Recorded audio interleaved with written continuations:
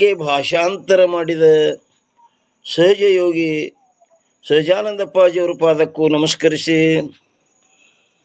ಶ್ರೀ ವಿಚಾರ ಸಾಗರ ಗ್ರಂಥದ ದೂಹಾಗಳಿಗೆ ಅರ್ಥವನ್ನು ಬರೆದಂತ ಪುಣ್ಯಾತ್ಮರಾದ ಮಂದ್ರೂಪದ ರಾಮಚಂದ್ರಣ್ಣವರ ಪಾದಕ್ಕೂ ನಮಸ್ಕರಿಸಿ, ಸರ್ವರ ಸದುಹೃದಯದಲ್ಲಿ ವಿರಾಜಮಾನನಾಗಿ ಬೆಳಗ್ತಾ ಇರ್ತಾ ಪರಶುಮೂರ್ತಿ ವಂದಿಸಿ, ಇವತ್ತಿನ ಈ ಸತ್ಸಂಗದಲ್ಲಿ ಪಾಲ್ಗೊಂಡಂತ ಧನ್ಯಾತ್ಮರೇ, ಪುಣ್ಯಾತ್ಮರೇ, ಪಾವನಾತ್ಮಕರೇ, ತಮ್ಮೆಲ್ಲರ ಪಾದಕ್ಕೂ ನಮಸ್ಕರಿಸಿ, ಶಿವಸ್ವರೂಪಿಗಳೇ, ಯಾವ ಶ್ರೀ ವಿಚಾರ ಸಾಗರ ಗ್ರಂಥದಲ್ಲಿ ಎಷ್ಟಪ್ಪ ಅಂತ ಕೇಳಿದ್ರೆ 5ನೇ ತರಂಗ. 5ನೇ ತರಂಗದಲ್ಲಿ ನಿನ್ನಿನ ದಿವಸ ನಾವು ಏನು ನೋಡ್ತಾ ಇದ್ದೇವಪ್ಪ ಅಂತ ಕೇಳಿದ್ರೆ 236ನೇ ಅಂಕ. ವೇದ ಗುರುಗಳು ಹಾಗೂ ಸಂಸಾರ ದುಃಖವು ವ್ಯಾವಹಾರಿಕ ಸತ್ತ ಇರುತ್ತದೆ. ವೇದ ಗುರುಗಳು ಹಾಗೂ ಸಂಸಾರ ಅಂದ್ರೆ ಈ ಜನನ ಮರಣ ದುಃಖವು ಯಾವ ಸತ್ತಾದಪ್ಪ ಅಂತ ಕೇಳಿದ್ರೆ ವ್ಯಾವಹಾರಿಕ ಸತ್ತ ಇರುತ್ತದೆ. ಆದ್ದರಿಂದ ಭವ ದುಃಖವು ಅವರಿಂದ ನಾಶವಾಗುವುದು ಸಂಭವಿಸುತ್ತದೆ. ಈ ರೀತಿಯಿಂದ ವೇದ ಗುರುಗಳು ಹಾಗೂ ಸಂಸಾರ ದುಃಖವು ವ್ಯಾವಹಾರಿಕವಾದ ಒಂದೇ ಸತ್ತ ಉಳ್ಳದ್ದಾಗಿರುವುದರಿಂದ ಪರಸ್ಪರದಲ್ಲೇ ಸಮಸತ್ತ ಏನ್ರಿ, ವೇದ ಗುರುಗಳು ಮತ್ತು ಸಂಸಾರ ದುಃಖದಲ್ಲಿ ಪರಸ್ಪರ ಏನದಪ್ಪ ಅಂತ ಕೇಳಿದ್ರೆ ಸಮಸತ್ತ ಇರುತ್ತದೆ. ಆದ್ದರಿಂದ ಮಿಥ್ಯಾ ವೇದ ಗುರುಗಳಿಂದ ಮಿಥ್ಯವಾದ ಭವದುಃಖದ ನಾಶವು ಸಂಭವಿಸುತ್ತದೆ. ಇದ್ರ ಮ್ಯಾಗ ಒಂದು ಟಿಪ್ಪಣಿ ಕೊಟ್ಟಾರ್ರಿ. ಮಿಥ್ಯಾ ವೇದ ಗುರುಗಳಿಂದ ಪಂಡಿತ್ ಪೀತಾಂಬರ್ಜಿಯವರು 286ನೇದೊಂದು ಟಿಪ್ಪಣಿ ಕೊಟ್ಟರ. ಅಲ್ಲಿ ಏನ್ ಹೇಳ್ತಾರಪ್ಪ ಅಂತ ಕೇಳಿದ್ರೆ, ಯದ್ಯಪಿ ಸಂಶಾಕ್ ಅವ್ರ ಏನಂತಾನ, ಮಿಥ್ಯಾ ವೇದ ಗುರುಗಳಿಂದ ಮಿಥ್ಯಾಭವ ದುಃಖದ ನಾಶವು ಸಂಭವಿಸುತ್ತದೆ ಮತ್ತು ಹೀಗೆ ಒಪ್ಪುವುದರಿಂದ ಸಿದ್ಧಾಂತವು ಕೂಡ ಹಾನಿಯಾಗುವುದಿಲ್ಲ. ಸಿದ್ಧಾಂತ ಏನ್ ಹೇಳಿದ್ರಿ? ಅದ್ವೈತ ಅಂತ ಹೇಳ್ಯದದು. ಯಾಕಂದ್ರೆ ಮಿಥ್ಯಾ ವೇದ ಗುರುಗಳೊಂದು ಸತ್ಯ, ಬ್ರಹ್ಮ ಒಂದು ಸತ್ಯ ಅಂದ್ರೆ ದ್ವೈತಾಪತ್ತಿ ಬರ್ತಿತ್ತು. ಈಗ ಮಿಥ್ಯಾ ಅಂತ ಒಪ್ಪುವುದರಿಂದ ಸಿದ್ಧಾಂತ ಹಾನಿ ಆಗುವುದಿಲ್ಲ. ಓಂ ನಮಃ ಶಿವಾಯ. ಎಲ್ಲರಿಗೂ ಕೇಳಿಸ್ತದ್ರಿ? ಇದು ಓಂ ನಮಃ ಶಿವಾಯಪ್ಪ ಕೇಳಿಸ್ತಾ ಇತ್ರಪ್ಪ. ಓಂ ನಮಃ ಶಿವಾಯ. ಯದ್ಯಪ್ಗಾರ ಏನಂತ ನೋಡ್ರಿಪ್ಪ, ಮಿಥ್ಯಾ ವೇದ ಗುರುಗಳಿಂದ ಮಿಥ್ಯಾಭವ ದುಃಖದ ನಾಶವು ಸಂಭವಿಸುತ್ತದೆ ಮತ್ತು ಹೀಗೆ ಒಪ್ಪುವುದರಿಂದ ಸಿದ್ಧಾಂತವು ಕೂಡ ಹಾನಿಯಾಗುವುದಿಲ್ಲ. ವೇದ ಗುರುಗಳು ಮಿಥ್ಯಾ ಅಂತ ಒಪ್ಪುವುದರಿಂದ, ಸತ್ಯ ಅಂದ್ರೆ ದ್ವೈತಾಪತ್ತಿ ಬರ್ತಿತ್ತು. ವೇದ ಗುರುಗಳೊಂದು ಸತ್ಯ, ಬ್ರಹ್ಮ ಒಂದು ಸತ್ಯ, ಎರಡು ಸತ್ಯ, ದ್ವೈತಾಪತ್ತಿ ಆಗ್ತಿತ್ತಲ್ಲ. ಅದಕ್ಕೆ ಈಗ ಮಿಥ್ಯಾ, ವೇದ ಗುರುಗಳು ಮಿಥ್ಯಾ ಅಂತ ಒಪ್ಪುವುದರಿಂದ ಆ ಬ್ರಹ್ಮ ಏನದ ಅದು ಒಂದೇ ಒಂದು ಅದ್ವೈತದ ಅಂತ ಅಲ್ಲದಕ್ಕ ಇದು ಹಾನಿ ಬರಂಗಿಲ್ಲ ಅಂದವ. ಅದಕ್ಕೆ ತಥಾಪಿ ಸಮಾಧಾನಕಾರ್ಯ ಏನ್ ಹೇಳ್ತಾರ್ರಿ, ಒಂದೇ ಕಡ ಅತ್ಯಂತ ಪ್ರಿಯ ರೂಪವಾಗಿಯೂ ಗುರುಗಳು ಅಂದ್ರೆ ಹೆಂಗದಪ್ಪ, ಪ್ರಿಯದ ಮತ್ತ ಹಿತರೂಪವಾಗಿಯೂ ಅವರಿಂದ ಏನಾಗ್ತದ, ಹಿತ ಆಗ್ತದಲ್ಲ, ಆನಂದ ಆಗ್ತದ. ಅವ್ರ ಮಾತು ಕೇಳಿದ ಕೂಡಲೇ ನೀ ಏನದಪ್ಪ, ನೀ ಹುಟ್ಟೋವಲ್ಲ, ಸಾಯವಲ್ಲ, ಬ್ರಹ್ಮ ಸ್ವರೂಪನೇ ಇದ್ದಿ ಅಂದ ಕೂಡಲೇ ನಮ್ಮ ಸ್ವರೂಪದ ಸಾಕ್ಷಾತ್ ಮಾಡಿಕೊಡ್ತಾರ ಅವರು.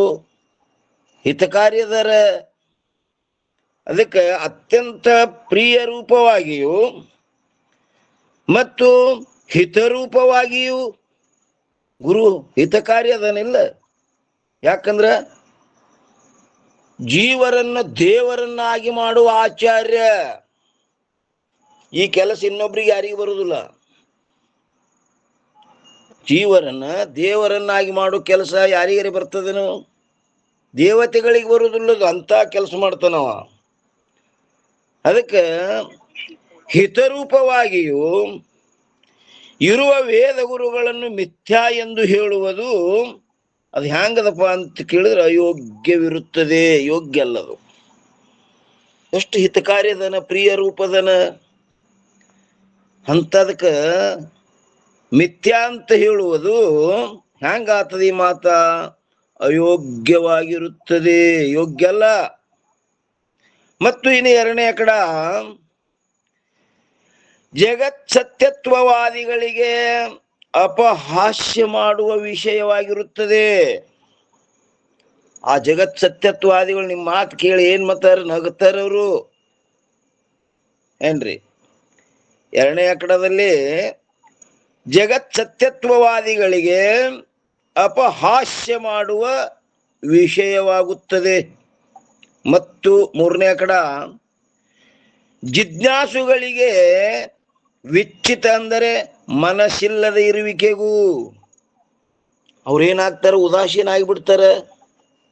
ಮಿಥ್ಯ ಇತ್ತಂದ್ರೆ ತೊಗೊಂಡು ಏನು ಮಾಡು ನೋ ಮರ, ಇಷ್ಟು ಕಷ್ಟಪಟ್ಟು ಎಷ್ಟು ಅಭ್ಯಾಸ ಮಾಡಿ ಏನು ಪ್ರಯೋಜನ ಮಾಡು ಅನ್ನೋದ್ರಾಗ ಏನು ಪ್ರಯೋಜನ ಇಲ್ಲ ಅಂದ್ರೆ ಅವ್ರೇನಾಗ್ತಾರ? ಉದಾಸೀನ ಆಗಿಬಿಡ್ತಾರೆ. ಮೂರನೇ ಕಡೆ ನೋಡ್ರಿ, ಜಿಜ್ಞಾಸುಗಳಿಗೆ ವಿಚ್ಛಿತ ಅಂದರೆ ಮನಸ್ಸಿಲ್ಲದಿರುವಿಕೆಗೂ ಮತ್ತು ಅಶ್ರದ್ಧೆಗೂ ಕಾರಣ ಆಗ್ತದೆ. ಏನಾಗ್ತದೆ? ಅವರು ಸಾಧಕರದು ಅಶ್ರದ್ಧಾ ಆಗಿಬಿಡ್ತಾರೆ. ಶ್ರದ್ಧಾ ಅಂದ್ರೆ ಏನ್ರಿಪ್ಪ?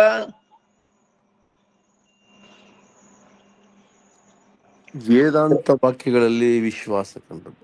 ಗುರು ಶಾಸ್ತ್ರ ವೇದಾಂತ ವಾಕ್ಯಗಳಲ್ಲಿ ಈ ವಿಶ್ವಾಸ ಬಿಡುವುದು ಶ್ರದ್ಧೆ ಅಂತಾರಪ್ಪ. ಓಂ ನಮಃ ಶಿವಾಯ. ಶ್ರದ್ಧಾ ಅಂದ್ರೆ ಏನಪ್ಪಾ ಅಂತ ಕೇಳಿದ್ರೆ, ಸತ್ಯವೇದ ಗುರುವಾಕ್ಯ ಹೇ. ಗುರುಗಳು ಏನ್ ಹೇಳ್ತಾರ, ವೇದ ಏನ್ ಹೇಳ್ತದ, ಅದು ಸತ್ಯ, ಸತ್ಯ ಪರಮ ಸತ್ಯ ಅಂತೇನೊಂದು ದೃಢವಾದ ನಂಬಿಕೆ ಅದಲ್ಲ, ಅದಕ್ಕೆ ಶ್ರದ್ಧಾ ಅಂತ ಕರಿತಾರ್ರಿ. ಯಾಕಂದ್ರ ಶ್ರದ್ಧಾವಾನ್ ಲಭತೆ ಜ್ಞಾನಂ. ಆ ಶ್ರದ್ಧಾನೇ ಇಲ್ಲಂದ್ರ ಜ್ಞಾನ ಆಗುದಿಲ್ಲ. ಜ್ಞಾನ ಆಗ್ಬೇಕಾದ್ರೆ ಶ್ರದ್ಧಾ ಬೇಕು. ಯಾಕೆ ಗೀತೆಯಲ್ಲಿ ಭಗವಂತ ಹೇಳೇನು? ಶ್ರದ್ಧಾವಾನ್ ಲಭತೆ ಜ್ಞಾನಂ. ಶ್ರದ್ಧಾ ಇಲ್ಲಂದ್ರೆ ಜ್ಞಾನ ಆಗುದಿಲ್ಲ. ಜಿಜ್ಞಾಸುಗಳಿಗೆ ವಿಚ್ಛಿತ ಅಂದರೆ ಮನಸ್ಸಿಲ್ಲದಿರುವಿಕೆಗೂ ಮತ್ತು ಅಶ್ರದ್ಧೆಗೂ ಕಾರಣವಾಗ್ತದೆ ಇದು. ಆದ್ದರಿಂದ ಈ ಯುಕ್ತಿ ಏನ್ರಿ? ಈ ಉಕ್ತಿ ಅಂದ್ರೆ ಹೇಳಿಕೆಯನ್ನು, ಈ ಉಕ್ತಿಯನ್ನು ಖಂಡನ ಮಾಡಿ ಇದನ್ನು ಬಿಟ್ಟು ಸಿದ್ಧಾಂತವು ಭಂಗವಾಗದಂತೆ, ಸಿದ್ಧಾಂತ ಏನು? ಅದ್ವೈತ ಅನ್ನೋದು ಭಂಗವಾಗದಂತೆ ಅನ್ಯ ಪ್ರಕಾರದ ಉಕ್ತಿಯನ್ನು ನಿರೂಪಣ ಮಾಡುತ್ತಾರೆ. ಇನ್ನ ಆ ಸಿದ್ಧಾಂತಕ್ಕೆ ಭಂಗ ಬರಲಾರ್ದಂಗ ಏನ್ ಮಾಡ್ತಾರಪ್ಪ ಅಂತ ಕೇಳಿದ್ರೆ, ಅನ್ಯ ಪ್ರಕಾರದ ಉಕ್ತಿಯನ್ನು ನಿರೂಪಣ ಮಾಡುತ್ತಾರೆ. ನಿರೂಪಣ ಅಂದ್ರೆ ಏನ್ರಿ?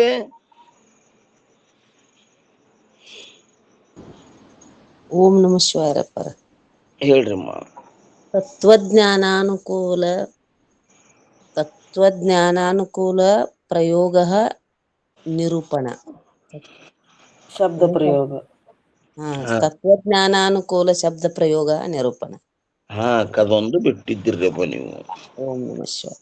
ನಿರೂಪಣ ಅಂದ್ರೆ ಏನಪ್ಪಾ ಅಂದ್ರೆ ಅಮ್ಮವ್ರು ಹೇಳಿದ್ರು ನೋಡ್ರಿ, ತತ್ವಜ್ಞಾನಾನುಕೂಲ ಶಬ್ದ ಪ್ರಯೋಗ ನಿರೂಪಣ. ಅದಕ್ಕೆ ಅನ್ಯ ಪ್ರಕಾರದ ಉಕ್ತಿಯನ್ನು ನಿರೂಪಣ ಮಾಡುತ್ತಾರೆ.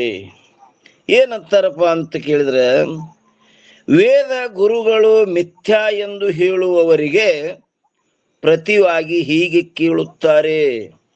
ನೀವು ಮಿಥ್ಯಾ ಅಂತ ಹೇಳ್ತಿರ್ಲ, ಅದಕ್ಕೆ ನಾವು ಹಿಂಗ ಪ್ರತಿಯಾಗಿ ಕೇಳ್ತೇವೆ. ಏನಂದ್ರೆ, ಒಂದೇ ಕಡ ಶಿಷ್ಯನ ದೃಷ್ಟಿಯಿಂದ ವೇದ ಗುರುಗಳು ಮಿಥ್ಯೆ ಇರುತ್ತವೆಯೋ, ಎರಡನೇ ಕಡ ಅಥವಾ ಗುರುಗಳ ದೃಷ್ಟಿಯಿಂದ ಮಿಥ್ಯವಿರುತ್ತವೆಯೋ? ಯಾರ ದೃಷ್ಟಿಯಿಂದ ವೇದ ಗುರುಗಳು ಮಿಥ್ಯೆ ಅದಾವಪ್ಪ? ಏನು ಶಿಷ್ಯನ ದೃಷ್ಟಿ ಹಿಡ್ಕೊಂಡು ಮಿಥ್ಯೆ ಅದಾವೋ, ಏನು ಗುರುಗಳ ದೃಷ್ಟಿಯಿಂದ ಮಿಥ್ಯೆ ಇರುತ್ತವೆಯೋ? ಅವಾಗ ಒಂದೇ ಕಡ ಒಂದು ವೇಳೆ ಶಿಷ್ಯನ ದೃಷ್ಟಿಯಿಂದ, ಇಲ್ಲ ನಾವು ಶಿಷ್ಯನ ದೃಷ್ಟಿಯಿಂದ ಮಿಥ್ಯೆ ಎಂದು ಹೇಳಿದ್ದಾದರೆ, ನಾವು ಶಿಷ್ಯರ ದೃಷ್ಟಿಯಿಂದ ಮಿಥ್ಯಾ ಅಂತ ಹೇಳ್ತೇವ್ರಿ ಅಂದಂದ್ರೆ ಏನ್ರಿ?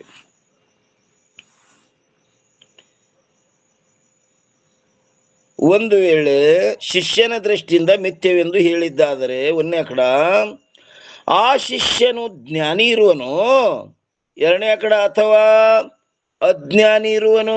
ಎರಡು ಮಾತು ಕೇಳ್ತಾರ ಅವ್ರಿಗೆ. ಶಿಷ್ಯನ ದೃಷ್ಟಿಯಿಂದ ವೇದ ಗುರುಗಳು ಮಿಥ್ಯ ಅಂತ ಹೇಳಿದ್ರಲ್ಲ, ಆ ಶಿಷ್ಯನು ಜ್ಞಾನಿ ಇರುವನು ಅಥವಾ ಅಜ್ಞಾನಿ ಇರುವನು?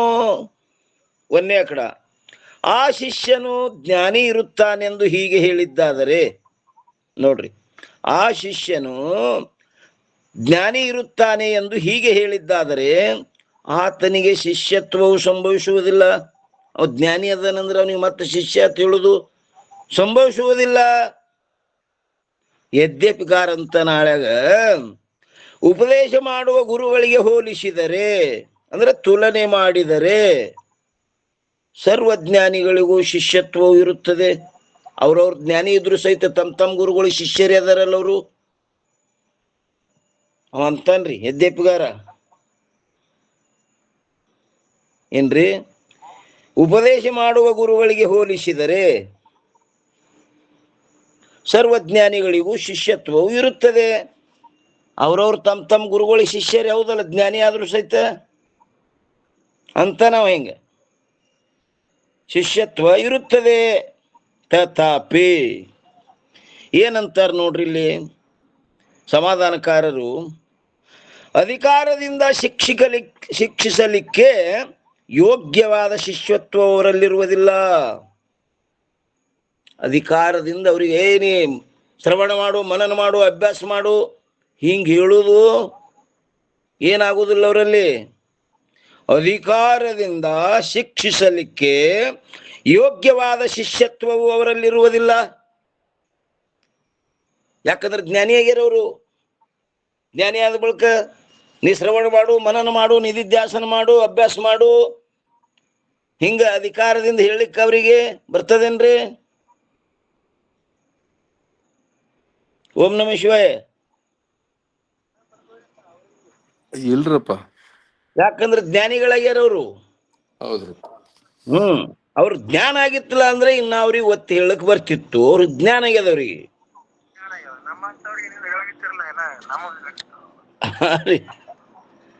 ನಿಮ್ದು ಕೇಳ್ಸದ್ ಆಗ್ಯದ್ಯಾಕ್ರಿ?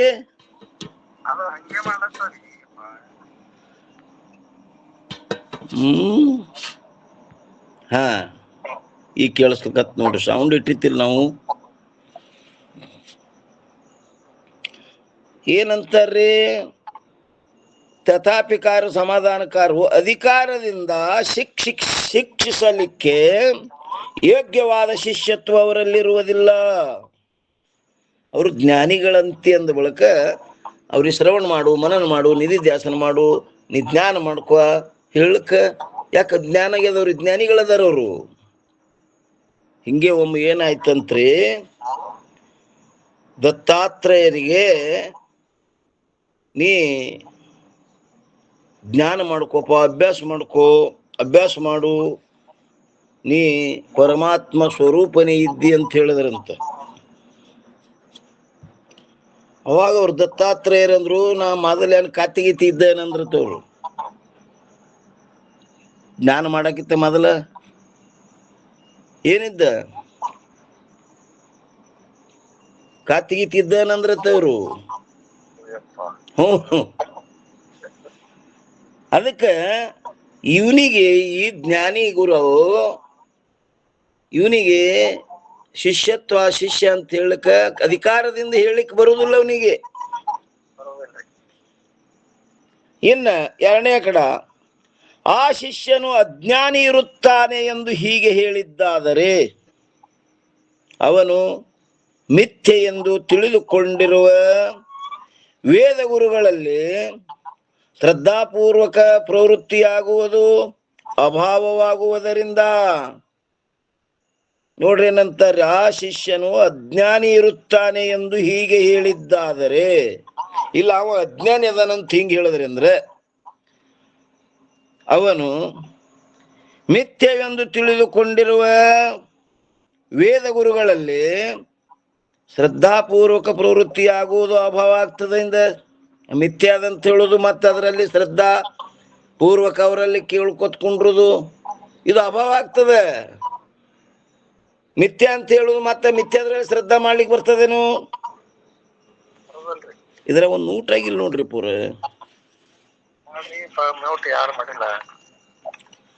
ಅದಕ್ಕೆ ಜ್ಞಾನದ ಪ್ರಾಪ್ತಿಯು ದುರ್ಲಭವಾಗುತ್ತದೆ. ಜ್ಞಾನ ಆಗುದಿಲ್ಲ, ಶ್ರದ್ಧಾನೇ ಇಲ್ಲಂದ್ರ ಜ್ಞಾನ ಆಗುದಿಲ್ಲ ಇಂದ. ಅಥವಾ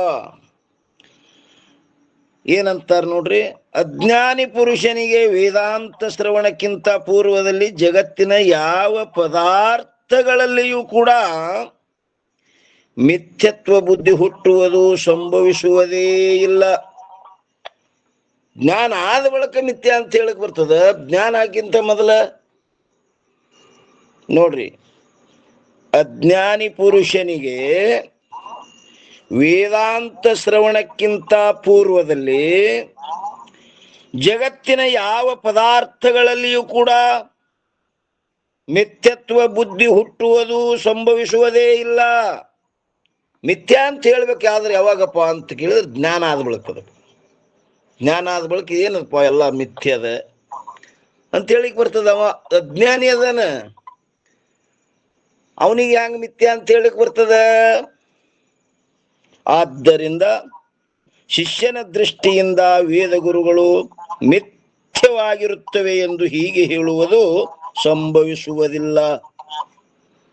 ಮತ್ತು ಎರಡನೇ ಕಡ, ಒಂದು ವೇಳೆ ಗುರುಗಳ ದೃಷ್ಟಿಯಿಂದ ವೇದ ಗುರುಗಳು ಮಿಥ್ಯೆ ಇರುತ್ತವೆ ಎಂದು ಹೀಗೆ ಹೇಳಿದ್ದಾದರೆ, ಒಂದೇ ಕಡ ಗುರು ಅಜ್ಞಾನಿ ಇರುವನೋ ಅಥವಾ ಅಜ್ಞಾನಿ ಇರುವನೋ?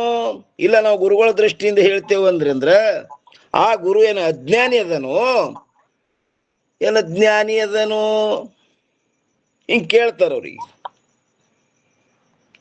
ಇನ್ನು ಒಂದೇ ಕಡ ಅಜ್ಞಾನಿ ಇರುವನು ಎಂದು ಹೇಳಿದ್ದಾದರೆ, ಆ ಗುರು ಅಜ್ಞಾನಿ ಇರುವನು ಎಂದು ಹೇಳಿದ್ದಾದರೆ ಆತನಿಗೆ ಗುರು ಎಂದು ಹೇಳುವುದು ವೇದಗಳಿಗೆ ವಿರುದ್ಧವಾಗುತ್ತದೆ. ಅಜ್ಞಾನಿಯನ್ನ ನಾವು ಗುರು ಹತ್ತೇವಂದ್ರೆ ವೇದಗಳಿಗೆ ಹೆಂಗಾಗ್ತದೆ? ವಿರುದ್ಧ ಆಗ್ತದೆ. ಅದಕ್ಕೆ ಯದ್ಯಪಿ ಅಂತನ ಕೆಲವು ಅಜ್ಞಾನಿ ಪುರುಷರಾದರೂ ಕೂಡ ಜಗತ್ತಿನಲ್ಲಿ ಮೂರ್ಖರ ಮೂಲಕ ಗುರು ಎಂದು ಹೇಳಿಸಿಕೊಳ್ಳುತ್ತಾರಲ್ಲ. ಏನಂತ ನೋಡ್ರಿ, ಕೆಲವು ಅಜ್ಞಾನಿ ಪುರುಷರಾದರೂ ಕೂಡ ಜಗತ್ತಿನಲ್ಲಿ ಮೂರ್ಖರ ಮೂಲಕ ಗುರು ಎಂದು ಹೇಳಿಸಿಕೊಳ್ಳುತ್ತಾನಲ್ಲ. ತಥಾಪಿ ವೇದಗಳನ್ನು ಬಲ್ಲಂಥ ವಿದ್ವಾನ್ ಪುರುಷರ ದೃಷ್ಟಿಯಿಂದ ಅವರು ಗುರು ಎಂಬ ಶಬ್ದಕ್ಕೆ ಏನು ವಿಷಯರಾಗುವುದಿಲ್ಲ.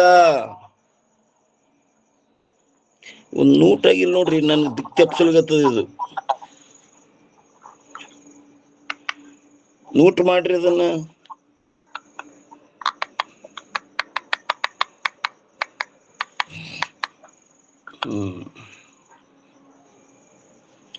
ವೇದಗಳನ್ನು ಬಲ್ಲಂತ ವಿದ್ವಾನ್ ಪುರುಷರ ದೃಷ್ಟಿಯಿಂದ ಅವರು ಗುರು ಎಂಬ ಶಬ್ದಕ್ಕೆ ವೇದ ಏನ್ ಹೇಳದವರಿಗೆ?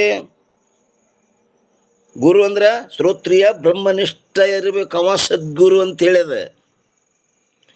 ಅದಕ್ಕೆ ವೇದಗಳನ್ನು ಬಲ್ಲಂತ ವಿದ್ವಾನ್ ಪುರುಷರ ದೃಷ್ಟಿಯಿಂದ ಅವರು ಗುರು ಎಂಬ ಶಬ್ದಕ್ಕೆ ವಿಷಯರಾಗುವುದಿಲ್ಲ. ಗುರು ಎಂಬ ಶಬ್ದಕ್ಕೆ ವಾಚ್ಯರಲ್ಲ ಅವರು. ಈ ವಾರ್ತೆಯನ್ನು 3ನೇ ತರಂಗದಲ್ಲಿ ಸ್ಪಷ್ಟವಾಗಿ ನಿರೂಪಣೆ ಮಾಡಿರುತ್ತೇವೆ. ಅಲ್ಲಿ ಗುರು ಶಿಷ್ಯರ ಲಕ್ಷಣ ಹೇಳುವಾಗ ಅಲ್ಲಿ ಏನ್ ಹೇಳ್ಯದ? ವೇದ ವಿಧದಿ ಬಿನಗುರು ಲಖೆ, ವೇದವನ್ನು ಬಲ್ಲಂತವನೇ ಗುರು. ಅದಕ್ಕೆ ಎಲ್ರಪ್ಪ 3ನೇ ತರಂಗದಲ್ಲಿ ಸ್ಪಷ್ಟವಾಗಿ ನಿರೂಪಣೆ ಮಾಡಿರುತ್ತೇವೆ. ಆದ್ದರಿಂದ ಅಂಥ ಅಜ್ಞಾನಿಗಳ ದೃಷ್ಟಿಯಿಂದಂತೂ ಏನಾಗುವುದಿಲ್ಲ, ಮಿಥ್ಯಾ ಅಂತ ಹೇಳುವುದು ಆಗುವುದಿಲ್ಲ. ಟಿಪ್ಪಣಿ ಮುಗಿತಾ ಇನ್ನ ಐತ್ರಿ ನಂಬಲ್ಲಿ ಇಲ್ಲಿ ಇಷ್ಟೇ ಕೊಟ್ರ. ಹಾ ಇನ್ನ ಆಯ್ತು ನೋಡ್ರಿ, 3 ಪಾನ್ ದಾಟಿ ಕೊಟ್ಟಾರ ನೋಡ್ರಿ. ವೇದ ಗುರುಗಳು ಮಿಥ್ಯೆ ಎಂದು ಹೇಳುವುದು ಸಂಭವಿಸುವುದಿಲ್ಲ. ಮತ್ತೇನೆಂದರೆ ಅವರಿಂದ ವೇದಗುರು ಸಹಿತವಾಗಿ ಸರ್ವ ಜಗತ್ತು ಸತ್ಯವಾಗಿರುತ್ತದೆ ಎಂದು ಹೇಳುವುದೇ ಸಂಭವಿಸುತ್ತದೆ. ಏನಂತಾರೆ ನೋಡ್ರಿ, ವೇದ ಗುರುಗಳು ಮಿಥ್ಯೆ ಎಂದು ಹೇಳುವುದು ಸಂಭವಿಸುವುದಿಲ್ಲ. ಮತ್ತೇನೆಂದರೆ ಅವರಿಂದ ವೇದ ಗುರು ಸಹಿತವಾಗಿ ಸರ್ವ ಜಗತ್ತು ಸತ್ಯವಾಗಿರುತ್ತದೆ ಎಂದು ಹೇಳುವುದೇ ಸಂಭವಿಸುತ್ತದೆ. ಯಾರು? ಅಜ್ಞಾನಿ ಗುರುಗಳು. ವೇದ ಗುರುಗಳು ಮಿಥ್ಯೆ ಎಂದು ಹೇಳುವುದು ಸಂಭವಿಸುವುದಿಲ್ಲ. ಮತ್ತೇನೆಂದರೆ ಅವರಿಂದ ವೇದ ಗುರು ಸಹಿತವಾಗಿ ಸರ್ವ ಜಗತ್ತು ಸತ್ಯವಾಗಿರುತ್ತದೆಂದು ಹೇಳುವುದೇ ಸಂಭವಿಸುತ್ತದೆ. ಇನ್ನು 2ನೇ ಕಡೆ, ಒಂದು ವೇಳೆ ಗುರು ಜ್ಞಾನಿ ಇರುವನು, ಯಾಕೆ ಈಗ ಅಜ್ಞಾನಿ ಗುರುವಿನ ಬಗ್ಗೆ ಆಯ್ತು. ಇನ್ನು 2ನೇ ಕಡೆ, ಒಂದು ವೇಳೆ ಗುರು ಜ್ಞಾನಿ ಇರುವನು ಎಂದು ಹೇಳಿದ್ದಾದರೆ, 1ನೇ ಕಡೆ ಆ ಜ್ಞಾನಿಗೆ ವೇದ ಗುರು ಸಹಿತವಾದ ಸರ್ವ ಜಗತ್ತು ಬ್ರಹ್ಮಕ್ಕಿಂತಲೂ ಭಿನ್ನವಾಗಿ ತೋರುತ್ತದೆಯೋ? ನೋಡ್ರಿ, ಬ್ರಹ್ಮನಕ್ಕಿಂತಲೂ ಭಿನ್ನವಾಗಿ ತೋರುತ್ತದೆಯೋ ಅಥವಾ ಭಿನ್ನವಾಗಿ ತೋರುತ್ತದೆಯೋ? 1ನೇ ಕಡೆ ಮೊದಲನೇದ್ದು, ಮೊದಲನೆಯ ಪಕ್ಷವನ್ನು ಹೇಳಿದ್ದಾದರೆ ಆ ಭೇದವಾದಿಗೆ, ಮೊದಲನೇ ಪಕ್ಷ ಯಾವಾದ್ರಿ? ಮೊದಲನೇ ಪಕ್ಷ ಭಿನ್ನರೇ ಪರ, ಭಿನ್ನ ಅಂತ ಹೇಳಿದ್ದಾದ್ರೆ. ಭಿನ್ನ ಅಂತ ಹೇಳಿದ್ದಾದರೆ, ಆ ಮೊದಲನೇ ಪಕ್ಷೆಯನ್ನು ಹೇಳಿದ್ದಾದರೆ ಆ ಭೇದವಾದಿಗೆ ಜ್ಞಾನಿ ಅಥವಾ ಗುರು ಎಂದು ಹೇಳುವುದು ಅಯೋಗ್ಯವಾಗ್ತದೆ. ಭಿನ್ನ ಅಂತ ಹೇಳ್ದಂದ್ರೆ ಅವನಿಗೆ ಜ್ಞಾನಿ ಮತ್ತು ಗುರು ಅಂತ ಹೇಳುದು ಏನಾಗ್ತದೆ? ಅಯೋಗ್ಯ ಆಗ್ತದೆ. ಇನ್ನು 2ನೇ ಪಕ್ಷವನ್ನು ಹೇಳಿದ್ದಾದರೆ, 2ನೇ ಪಕ್ಷ ಯಾವಾದ್ರಿ? ಅಭಿನ್ನರೇ ಪರ, ಅಭಿನ್ನ ಅಂತ ಹೇಳಿದ್ದಾದ್ರೆ. ಅಭಿನ್ನ ಆಗ್ಯದ ಅಂತ ಹೇಳದಂದ್ರೆ 2ನೇ ಪಕ್ಷವನ್ನು ಹೇಳಿದ್ದಾದರೆ ಸರ್ವ ಜಗತ್ತನ್ನು ಮತ್ತು ತನ್ನನ್ನು ಪರಮಾರ್ಥ ಸತ್ತಾಮಯವಾದ ಬ್ರಹ್ಮರೂಪವೆಂದು ತಿಳಿದುಕೊಂಡು ಅದ್ವೈತ ವಾದಿಯಾದ ಗುರುಗಳ ದೃಷ್ಟಿಯಿಂದಲೂ ಕೂಡ ವೇದಗುರು ಮಿಥ್ಯೆ ಇರುತ್ತವೆ ಎಂದು ಹೇಳುವುದು ಸಂಭವಿಸುವುದಿಲ್ಲ. ಎಲ್ಲ ತನ್ನ ಸ್ವರೂಪ ಆದ ಬಳಿಕ ಮತ್ತೇನು ಮಿಥ್ಯ ಅಂತ ಹೇಳುದು? ಯಾಕಂದ್ರೆ ಸರ್ವಂ ಕಲ್ವಿದಂ ಬ್ರಹ್ಮ ಆತ್ಮೈವೇದಂ ಸರ್ವಂ ನೇಹ ನಾನಾಸ್ತಿ ಕಿಂಚನ ಅನ್ನುವಂಥ ಶ್ರುತಿ ಹೇಳದಂದ ಬಳಿಕ ಮತ್ತಲ್ಲಿ ಭಿನ್ನ ಅಂತ ಹೇಳುದು ಬರೋದಿಲ್ಲ.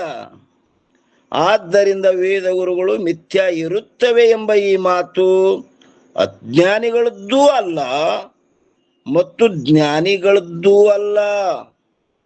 ಮತ್ತೆ ಯಾರ್ದದ? ಮತ್ತೇನೆಂದರೆ ಅರ್ಧ ಸುಟ್ಟ ಕಟ್ಟಿಗೆಯಂತೆ.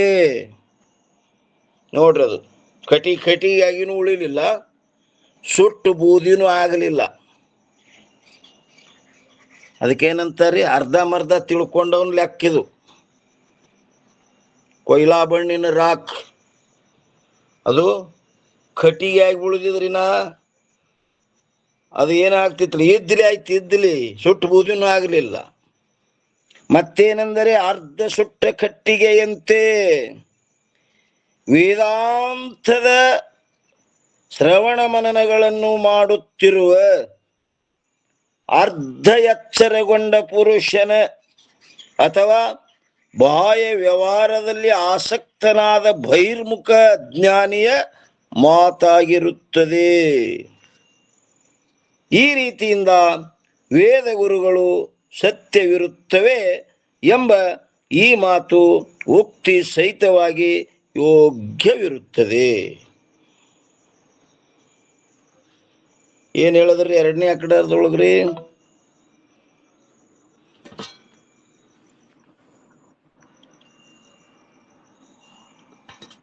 ಅಪ್ಪರ ಇವ್ರ ಅಜ್ಞಾನಿಗಳೂ ಅಲ್ಲ ಜ್ಞಾನಿನೂ ಅಲ್ಲ ಅಂತಂದರೆ ಅವರು ಪೂರಾ ಗೊತ್ತಿಲ್ಲ ಅಂತನೂ ಕುಂದ್ರುದಲ್ಲ, ಮತ್ತ ಪೂರಾ ಜ್ಞಾನ ಮಾಡ್ಕೊಂಡು ಅರ್ಥ ಮಾಡ್ಕೊಳ್ಳುದಲ್ರಿ, ಅರ್ಧಂಬರ್ಧ ತಿಳ್ಕೊಂಡ್ರ ಅಂತಂದ್ರ. ವೇದ ಗುರುಗಳು ಮಿಥ್ಯ ಅನ್ನೋರು ಯಾರಪ್ಪ ಅಂದ್ರೆ ಅವರು ಅರ್ಧಮರ್ಧ ತಿಳ್ಕೊಂಡವರು. ಅದಮರನ್ರಿ ಪುರ ಅದಮರ. ಎರಡನೇ ಪಕ್ಷವನ್ನು ಹೇಳಿದ್ದಾದರೆ ಸರ್ವ ಜಗತ್ತನ್ನು ಮತ್ತು ತನ್ನನ್ನು ಪರಮಾರ್ಥ ಸತ್ತಾಮಯವಾದ ಬ್ರಹ್ಮರೂಪವೆಂದು ತಿಳಿದುಕೊಂಡು ಅದ್ವೈತವಾದಿಯಾದ ಗುರುಗಳ ದೃಷ್ಟಿಯಿಂದಲೂ ಕೂಡ ವೇದ ಗುರು ಮಿಥ್ಯೆ ಇರುತ್ತವೆ ಎಂದು ಹೇಳುವುದು ಸಂಭವಿಸುವುದಿಲ್ಲ. ಆದ್ದರಿಂದ ವೇದ ಗುರುಗಳು ಮಿಥ್ಯಾ ಇರುತ್ತವೆ ಎಂಬ ಈ ಮಾತು ಅಜ್ಞಾನಿಗಳದ್ದೂ ಅಲ್ಲ ಮತ್ತು ಜ್ಞಾನಿಗಳದ್ದೂ ಅಲ್ಲ. ಮತ್ತಾರ್ದದಪ್ಪ ಅಂತ ಕೇಳಿದ್ರೆ ಮತ್ತೇನೆಂದರೆ ಅರ್ಧ ಸುಟ್ಟ ಕಟ್ಟಿಗೆಯಂತೆ ವೇದಾಂತದ ಶ್ರವಣ ಮನನಗಳನ್ನು ಮಾಡುತ್ತಿರುವ ಅರ್ಧ ಎಚ್ಚರಗೊಂಡ ಪುರುಷನ, ಅಥವಾ ನೋಡ್ರಿ ಅರ್ಧ ಇವ್ ಪುಕ್ಕ ಎದ್ದಿಲ್ಲ ಇವ್ನ ಅಂದ್ರೆ ಭಯಂಕರ ಏನಪ್ಪ ಎಷ್ಟೆಲ್ಲ ವೇದಾಂತವನ್ನು ತಿರುವಿ ಹಾಕ್ಯಾನಂತ ನಮ್ಮನ್ನು ತೋರಿಸ್ತ ನಾಟಕ ಮಂದಿಗೆ, ಆದ್ರ ಒಳಗೇನಿಲ್ಲ. ಅರ್ಧ ಎಚ್ಚರಗೊಂಡ ಪುರುಷನ ಅಥವಾ ಬಾಹ್ಯ ವ್ಯವಹಾರದಲ್ಲಿ ಆಸಕ್ತನಾದ ಬಹಿರ್ಮುಖ ಜ್ಞಾನಿಯ ಮಾತಾಗಿರುತ್ತದೆ. ಎಂತ ಜ್ಞಾನಿ? ಬಹಿರ್ಮುಖ, ಅಂತರ್ಮುಖಿ ಅಲ್ಲವ. ಈ ರೀತಿಯಿಂದ ವೇದ ಗುರುಗಳು ಸತ್ಯವಿರುತ್ತವೆ ಎಂಬ ಈ ಮಾತು ಯುಕ್ತಿ ಸಹಿತವಾಗಿ ಯೋಗ್ಯವಿರುತ್ತದೆ.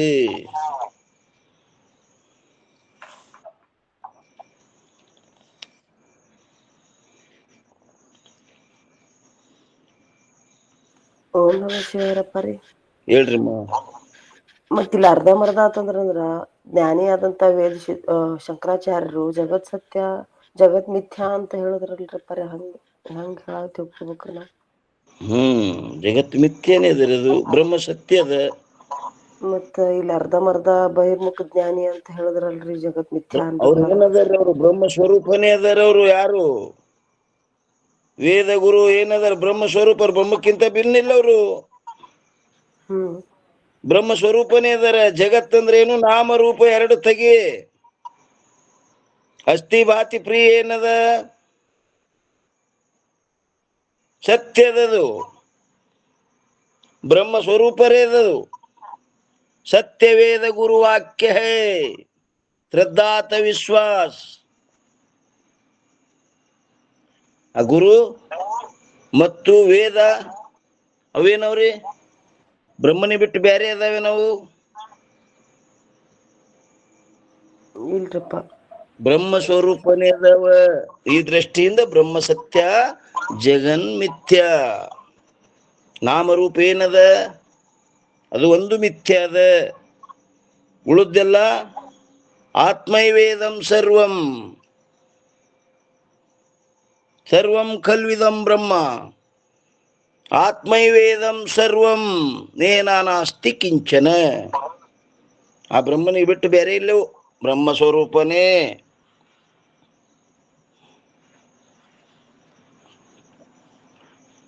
ಶಂಕರಾಚಾರ್ಯರಿಗೆ ಅವ್ರ ಜೋಡಿ ತೋಡಿಸ್ಬೇಡ್ರಿ.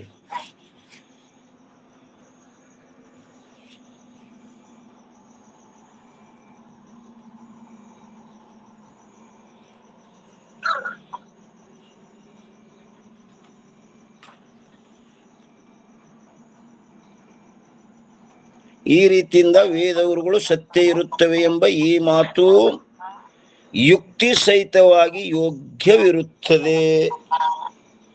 ಯಾಕಂದ್ರೆ ಸತ್ಯವೇದ ಗುರು ವಾಕ್ಯ ಹೇ. ಗುರು ಸಾಕ್ಷಾತ್ ಬರ್ಗೋ ನರಾಕೃತಿ ಅಂತ ಉಕ್ತಿ ಅದರಿ. ಗುರು ಸಾಕ್ಷಾತ್ ಭರ್ಗೋ ಅಂದ್ರೆ ಆ ಪರಮಾತ್ಮನೇ ಗುರು ರೂಪಾಗಿ ಬಂದನಿಲ್ಲ.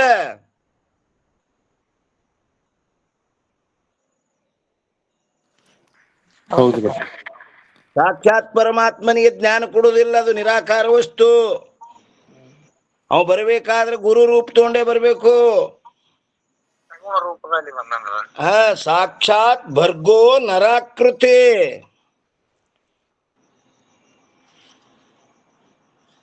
ಏನದನವ ಪರಮಾತ್ಮ ಅದಾನಿಲ್ಲ. ಹೌದ್ರಪ್ಪ.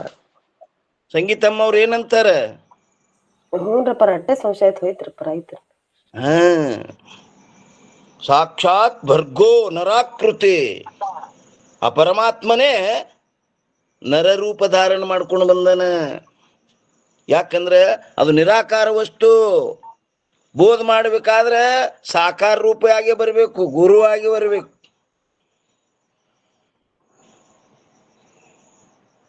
ಅವ ಏನದನ? ಪರಮಾತ್ಮ ಸ್ವರೂಪನೇ ಅದನ.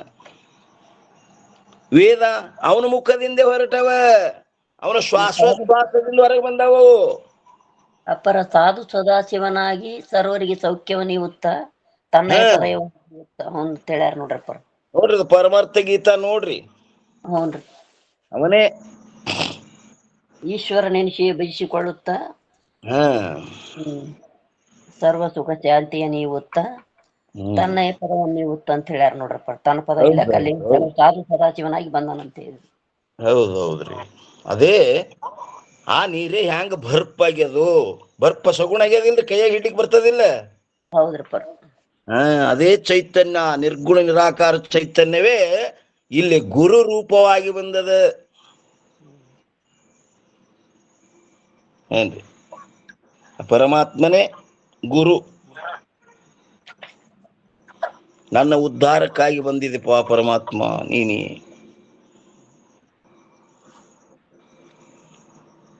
ಗುರು ಅಂದ್ರೆ ಬೇರೆ ಇಲ್ಲ, ಪರಮಾತ್ಮ ಅಂದ್ರೆ ಬೇರೆ ಇಲ್ಲ. ಶ್ರೀ ಗುರು ಶಂಭುಲಿಂಗ ಅಂದಾರಿಲ್ರಿ? ಹೌದ್ರಪ್ಪ. ಆ ಶಂಭುಲಿಂಗನೇ ಗುರು. ಬೇರೆ ಇಲ್ಲ. ಮುಂದೆ ಹೋಗುನೇನ್ ಏನ್ ಸಂಶಯ ಅದಾವ್ರಿಪ್ಪ? ಬರೋಬರಿ ಆಗೈತ್ರಪ್ಪ ಅದೆಲ್ಲ.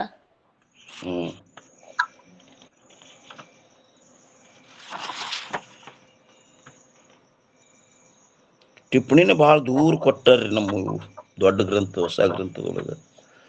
ಟಿಪ್ಪಣಿ ಇಷ್ಟ ಪಕ್ಕದ ಪಾನಕ ಕೊಡ್ಬೇಕಾಗಿತ್ತು ಅವ್ರು. ನೋಡ್ರಿಪ್ಪ, ಎಲ್ಲಿ 3 ಪಾನ್ ಬಿಟ್ಟು ಕೊಟ್ಟಾರ ನೋಡ್ರಿಪ್ಪ. ನಿಮ್ಮಲ್ಲಿ ಅದೇ ಅದಿಲ್ರಿ? ಎಲ್ಲ ಕಡೆ ಹಂಗದ ಹೊಸ ಬಂತು. ಯಾಕೋ ಏನೋ ಹಯಗಂತ ಬಾಳ ಚಲೋ ಅದಾವ್ರಿ. ಅಲ್ಲ, ಶಾರ್ಟ್ಕಟ್ ಅಲ್ಲಿ ಅವ್ರಿ ಅವೆಲ್ಲ.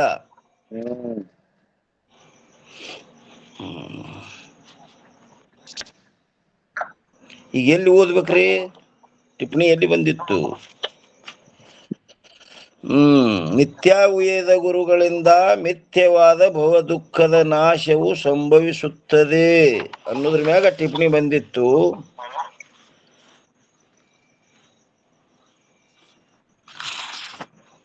ಈಗ ಇನ್ನ ಹಸಿವು ತೃಷೆಗಳು ಪ್ರಾಣದ ಧರ್ಮಗಳಾಗಿರ್ತವೆ. ಇಲ್ಲಿ ಬಂದಿರಿ ಕಿಲ್ಲಿ ಬರ್ಬೇಕೇನ್ರಿ? ಏನ್ ಹೇಳ್ತಾರ್ರಿ? ಹಸಿವು ತೃಷೆಗಳು ಪ್ರಾಣದ ಧರ್ಮಗಳಾಗಿರುತ್ತವೆ. ಪ್ರಾಣ ಮತ್ತು ಅದರ ಧರ್ಮಗಳು ಬ್ರಹ್ಮಜ್ಞಾನದಿಂದಲ್ಲದೆ. ನೋಡ್ರಿ, ಹಸಿವು ತೃಷೆಗಳು ಪ್ರಾಣದ ಧರ್ಮಗಳಾಗಿರುತ್ತವೆ. ಇವು ಧರ್ಮದವ್ರಿ. ಇವು ಧರ್ಮಿ ಯಾವದ್ರಿ?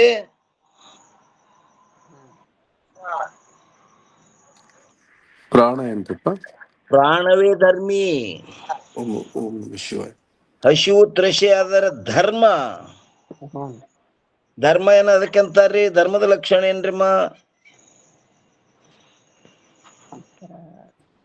ಓಂ ನಮಃ ಶಿವಾಯ. ಹೇಳ್ರಿಮ್ಮ. ಸ್ವತಂತ್ರವಾಗಿರದೆ ಧರ್ಮಿಯನ್ನ ಆಶ್ರಯ ಮಾಡಿಕೊಂಡಿರುವುದೇ ಧರ್ಮ. ಹಾ, अन्य आश्रित होए स्वतंत्र होवे नहीं सो धर्म कहे. ಅವು ಸ್ವತಂತ್ರ ಇಲ್ಲವು. ಅನ್ಯ ಆಶ್ರಿತ ಅಂದ್ರೇನು? ಆ ಧರ್ಮಿಯನ್ನ ಆಶ್ರಯ ಮಾಡ್ಕೊಂಡದವ್ರು. ಪ್ರಾಣದ ಆಶ್ರಯದೊಳಗೆ ಚಿತ್ರಋಷಿ ಅದ ಪ್ರಾಣ ಅನ್ನುವಂಥದ್ದು ಏನ್ ಧರ್ಮಿ ಅದಲ್ಲ, ಆ ಧರ್ಮಿಯನ್ನ ಆಶ್ರಯ ಮಾಡ್ಕೊಂಡಿರ್ತಾವು, ಸ್ವತಂತ್ರ ಇರಂಗಿಲ್ಲ. ಪ್ರಾಣಕ್ಕನಬೇಕು ಧರ್ಮಿ, ಹಸಿವು ತ್ರಷೆಗನಬೇಕು ಧರ್ಮ. ಹಸಿವು ತ್ರಷೆಗಳು ಪ್ರಾಣದ ಧರ್ಮಗಳಾಗಿರುತ್ತವೆ. ಪ್ರಾಣ ಮತ್ತು ಅದರ ಧರ್ಮಗಳು ನೋಡ್ರಿ, ಪ್ರಾಣ ಮತ್ತು ಅದರ ಧರ್ಮಗಳು ಅಂದ್ರೆ ಪ್ರಾಣ ಅಂದ್ರೆ ಅಲ್ಲಿ ಧರ್ಮಿ. ಪ್ರಾಣ ಮತ್ತು ಅದರ ಧರ್ಮಗಳು ಬ್ರಹ್ಮಜ್ಞಾನದಿಂದಲ್ಲದೆ ಬಾಧವಾಗುವುದಿಲ್ಲ. ಪ್ರಾಣ ಅದರ ಧರ್ಮ ಆ ಬ್ರಹ್ಮಜ್ಞಾನ ಇಲ್ಲದೆ ಬಾಧ ಆಗ್ತವೇನ್ರಿ ಅವು? ಎಲ್ರಪ್ಪ ಹೌದಲ್ರಿ. ಪ್ರಾಣು ವ್ಯಾವಹಾರಿಕ ಸತ್ತ, ಹಸಿವು ತ್ರಷೆನೂ ವ್ಯಾವಹಾರಿಕ ಸತ್ತ. ಅದಕ್ಕೆ ಹೇಳ್ಕೊಂಬಂದಾರ ವ್ಯಾವಹಾರಿಕ ಸತ್ತ ಯಾವ್ದಕ್ಕೆ ಅನ್ಬೇಕಂದ್ರೆ ನಿನ್ನ ಲಕ್ಷಣ ಮಾಡ್ಯಾರ ನೋಡ್ರಿ. ಬ್ರಹ್ಮಜ್ಞಾನದಿಂದಲೇ ಯಾವುದು ಬಾಧವಾಗುತ್ತದೆಯೋ, ಬ್ರಹ್ಮಜ್ಞಾನವಿಲ್ಲದೆ ಯಾವುದರ ಬಾಧ ಆಗುವುದಿಲ್ಲವೋ ಅದಕ್ಕೆ ವ್ಯಾವಹಾರಿಕ ಸತ್ತ ಅನ್ರಿ ಎಂದರವರು. ಅದಕ್ಕೆ ಪ್ರಾಣ ಮತ್ತು ಅದರ ಧರ್ಮಗಳು ಬ್ರಹ್ಮಜ್ಞಾನದಿಂದಲ್ಲದೆ ಬಾಧವಾಗುವುದಿಲ್ಲ. ಆದ್ದರಿಂದ ತ್ರಷೆಯು ವ್ಯಾವಹಾರಿಕ ಸತ್ತ ಇರುತ್ತದೆ. ನೀ ಏನ್ ಕೊಟ್ಟಿ ಮರುಭೂಮಿಯಲ್ಲಿ ತೋರುವ ಮೃಗಜಲವು ಪ್ರಾತಿಭಾಷಿಕ ಸತ್ತ ಇರುತ್ತದೆ. ಆದ್ದರಿಂದ ತ್ರಷೆಗೂ ಮೃಗಜಲವು ಸಮಸತ್ತ ಇಲ್ಲದಿರೋಣದರಿಂದ ಜಲದಿಂದ ಆ ಜಲದಿಂದ ತ್ರಷೆಯು ನಾಶವಾಗುವುದಿಲ್ಲ. ನೀ ಏನ್ ಕೊಟ್ಟಿದ್ದಿಲ್ಲ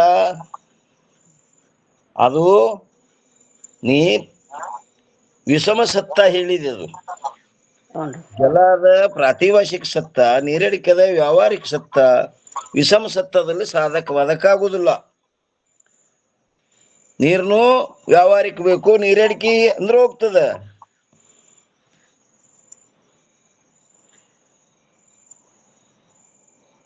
ಏನಂತಾರ್ರಿ? ಮೃಗಜಲವು ನೋಡ್ರಿ, ಅದಕ್ಕೆ ಮೃಗಜಲ ಅಂತ ಕೊಟ್ಟಾರ. ಮೃಗಗಳು ನೀರದಾವ, ಅಲ್ಲಿ ಜಳಕ ಮಾಡ್ಬೇಕು, ನೀರ್ ಕುಡಿಬೇಕು, ಸತ್ಯತ್ವ ಬುದ್ಧಿಯಿಂದ ಓಡ್ಯಾವ. ಸಿಕ್ಕವೇನ್ರಿ ನೀರ್ ಅವಕ್ಕ? ಇಲ್ರಪ್ಪ. ಯಾಕೆ ಸಿಕ್ಕಿಲ್ರಮ್ಮ? ಇದ್ರ ಸಿಗ್ಬೇಕಲ್ರಿ ಅಲ್ಲಿ ನೀರೇ ಇಲ್ಲವು. ಅವಕ್ಕ ನೀರ ಅಂತ ಭಾವನಾ ಮಾಡ್ಯಾವ. ಹಂಗಿಲ್ಲಿ ಅಜ್ಞಾನಿ ಜೀವಿ ವಿಷಯದಲ್ಲೇ ಸುಖ ಆದಂತ ಭಾವನಾ ಮಾಡ್ಯಾನ. ಮಿಥ್ಯತ್ವದಲ್ಲಿ ಸತ್ಯತ್ವ ಬುದ್ಧಿ ಮಾಡಕತ್ತೀವಿ ನೋಡ್ರಿ. ಓಡ್ಲಿಕತ್ತಾನ, ಪ್ರಯತ್ನ ಮಾಡ್ಲಕತ್ತಾನ, ಸುಖ ಸಿಗುವಲ್ದು. ಮೃಗಗಳಂತೆ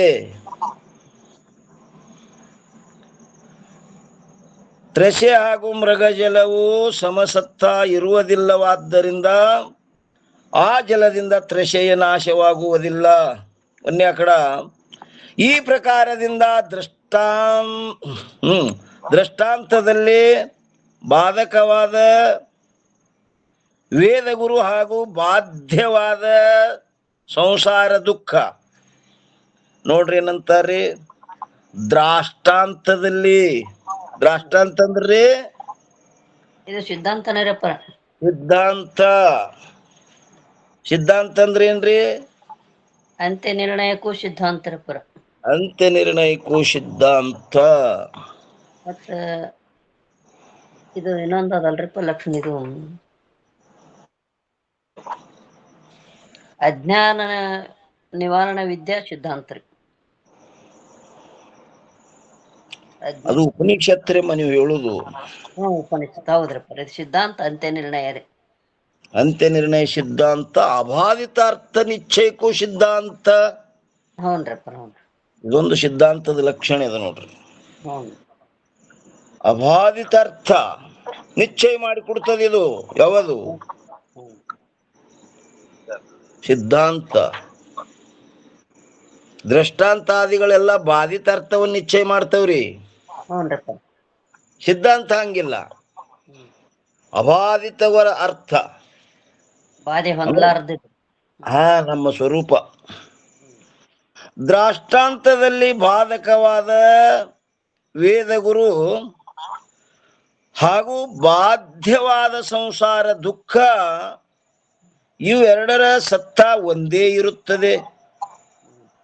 ಮತ್ತು ಎರಡನೇದು, ದೃಷ್ಟಾಂತದಲ್ಲಿ ಜಲ ಹಾಗೂ ತ್ರಸ್ಯಗಳು ಸತ್ತಾದಲ್ಲಿ ಭೇದವಿರುತ್ತದೆ. ಆದ್ದರಿಂದ ದೃಷ್ಟಾಂತವು ವಿಷಮ ಅಂದರೆ ದ್ರಾಷ್ಟಾಂತಕ್ಕೆ ಸಮವಿರುವುದಿಲ್ಲ. ಇನ್ನು 237 ಏನಂತಾರಿಲ್ಲಿ? ಶಂಕ ಏನದರಿ? ಶಂಕ ಅಂದ್ರೆ ಏನ್ರಮ್ಮ? ಅಪ್ಪರ ಸಂಶಯ ಆಕ್ಷೇಪಣೆ ಶಂಕರಪ್ಪ. ಸಂಶಯ ಆರೋಪ ಶಂಕ. ಶುಕ್ತಿ ರಜತಾದಿಗಳು ಬ್ರಹ್ಮಜ್ಞಾನವಿಲ್ಲದೆಯೇ ಬಾಧವಾಗುತ್ತವೆ. ಏನಂತಾರ್ರಿ? ಶುಕ್ತಿ ರಜತಾದಿಗಳು ಬ್ರಹ್ಮಜ್ಞಾನವಿಲ್ಲದೆಯೇ ಬಾಧವಾಗುತ್ತವೆ ಮತ್ತು ಸಂಸಾರ ದುಃಖವು ಬ್ರಹ್ಮಜ್ಞಾನಾನಂತರ ಬಾಧವಾಗುತ್ತದೆ ಎಂಬ ಈ ಭೇದವನ್ನು ಯಾವ ಕಾರಣದಿಂದ ಭದ್ರವಾಗಿಡುತ್ತಿರುವಿರಿ?